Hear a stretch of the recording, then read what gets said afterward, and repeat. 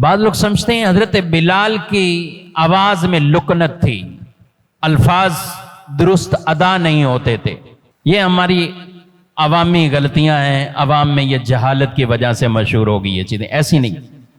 رسول اللہ صلی اللہ علیہ وسلم کسی ایسے بندے کو اذان کی ذمہ داری آپ عطا ہی نہ فرماتے کہ اگر ان کی ادائیگی میں، ان کو پڑھنے میں مسئلے مسائل ہیں، آپ انہیں عطا ہی نہ فرماتے، بلکہ حضرت بلال کی آواز میں وہ جان تھی، اور یہ منصب ہے خاص۔ اذان دینا یہ داعی ہے، یہ لوگوں کو دعوت دے رہا ہے، اس کے اپنے تقاضے ہیں۔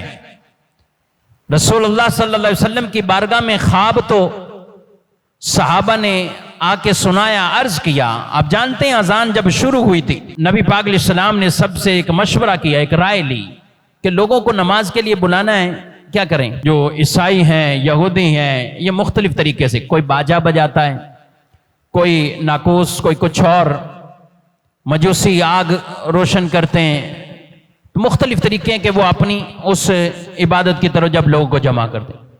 رسول اللہ صلی اللہ علیہ وسلم نے یہ پسند نہ فرمائی، یہ انداز، کوئی بھی ان میں سے انداز۔ پھر ہوا یہ کہ اگلا دن جب آتا ہے، حضرت عمر رضی اللہ تعالیٰ عنہ، دیگر اور بھی صحابہ، حضرت زید رضی اللہ عنہ، یعنی ان کو خواب کے اندر فرشتے نے گویا کہ وہ الفاظ ایسے بتا دیے۔ صبح اٹھے تو بارگاہ رسالت میں حاضر ہوئے کہ یا رسول اللہ صلی اللہ علیہ وسلم یہ الفاظ میں نے سنے۔ تو رسول اللہ صلی اللہ علیہ وسلم نے فرمایا کہ بلال کو بلاؤ، یہ الفاظ بلال کو بتاؤ۔ جنہوں نے خواب دیکھا ہے ان کو ڈائریکٹ یہ نہیں کہا کہ تم ہی اذان دینے شروع ہو، نہیں، کہا بلال کو بلاؤ۔ بلال کی آواز، انداز، یہ سب نرالے اعلیٰ ہے۔ تو یہ الفاظ، کلمات بلال حبشی رضی اللہ تعالیٰ عنہ کو بتائے گئے، ان سے کہا گیا کہ یہ صدا یہ بلند کرو، اور انہوں نے یہ پھر اذان دی۔ جب دی تو پھر کئی اور آ گئے کہ جنہوں نے کہا ہم نے بھی خواب کے اندر یہی الفاظ سنے گئے، انہیں پھر برقرار رکھا، اور یہ اذان کے وہ کلمات بنے۔ اور یہ ذمہ داری حضرت بلال حبشی رضی اللہ تعالیٰ عنہ،